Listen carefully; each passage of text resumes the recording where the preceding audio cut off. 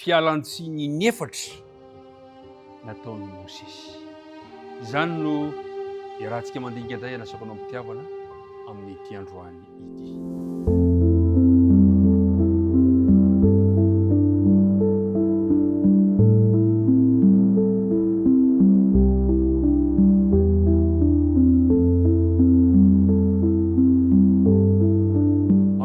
Jesosy tompontsika ilay mpamonjy, ilay nitantana sy be fitiavana no anolorana ny arahaba indray ho an'ny tsiraray avy androany.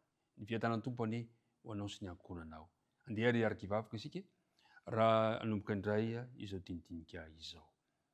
Andriamanitra rainay io, misaotra anao izahay noho ny fahasalamana, noho ny tombonandro, noho ny fahavelomana izay mbola omenao anay, ka afaka miaraka mandinika ny teninao izahay. Mamelany elokay satria mpanompo tsy mendrika ihany izahay.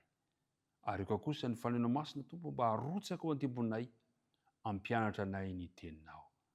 Dia mitahiry reto mpiaino mpiara-mianatra amiko reto anaran'i Jesosy. Amen.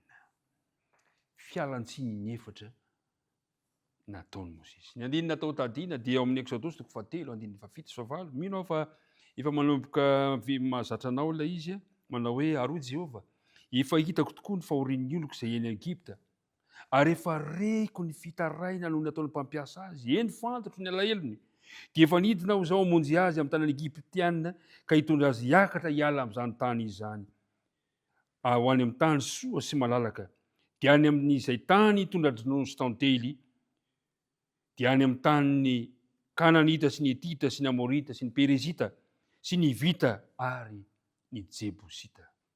Androany dia hijery ny fialan-tsiny nataony Mosesy isika.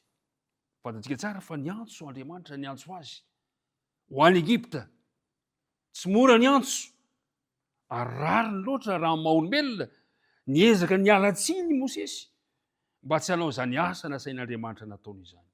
Tsy te ho any Egipta izy, tsy te hiatrika tsy te hitantava ny Farao izy, satria natahotra. Ary tamin'izay indrindra nefa no nilazany Andriamanitra azy manao hoe efa maty anie ilay Farao izay tamin'izany fotoana izany, ary dia mbola niala-tsiny ihany i Mosesy. Fialan-tsiny efatra no nataony Mosesy. Ny fialan-tsiny voalohany dia ny fanontaniana manao hoe, ny teny manao hoe iza moa aho no mba hakany. Dia ny faharoa, iza moa ny anaranao? Iza ny maniraka ahy? Ny fialan-tsiny fahatelo, ny fialan-tsiny nataony Mosesy fahatelo, dia hitantsika tsara fa ny zavatra ny fahatelo ny teneny dia hoe indro tsy hino any ny olona raha hiteny ahy. Niezaka mandrakariva Mosesy miala-tsiny tamin'izany asa nanirahana azy izany. Fialan-tsiny fahatelo, indro tsy hino any ny olona, na hihaino feoko izy, fa hanao hoe tsy niseho taminao akory Jehovah. Ry mpiara-midinika namana, Andriamanitra no niantso. Famantarana mahagaga roa no menan'i Mosesy ataony ohatran'ny vahoakan'ny Israely. Ny voalohany, ny tehiny hiova mena rano, avy eo hiverina ho tehina indray. Ny tanany boka, avy eo fisitrana indray. Dia hoy izy ny ten'Andriamanitra hoe ho resy lahatra amin'izany ny olona ary dia hanaiky izy. Ary ny fahatelo, raha tsy mety, raha mbola tsy mino izy ireo, dia ny rano ho tonga rà. Ny mbola niala-tsiny ihany indray Mosesy. Zao no voalazany eo amin'ny andininy Exodosy 4 ka ny andininy 10. Hoy izy hoe, ary Mosesy tamin'i Jehovah, Tompo mifona aminao aho, olona tsy mahay mandahateny aho, na hatrany aloha na hatramin'izao itenenanao amin'ny mpanomponao izao, fa votsavava sy miada-piteny aho. Niala-tsiny indray Mosesy. Ry mpiara-midinika namana, Andriamanitra no maniraka. Rehefa Andriamanitra no maniraka, omen'Andriamanitra avokoa ny fomba rehetra ahafahana mamita niraka. Zao ny amaliny, zao no lazain'i Jehovah amin'ny Mosesy. Ary hoy Jehovah taminy, iza moa nanao ny vavan'ny olona ary izy zany nampahamoana na mampaharenina na mampahiratra na mampahajamba tsy izao Jehovah fa ko ankehitriny mandehana fa izao no homba ny vavanao ka hanoranao amin'izay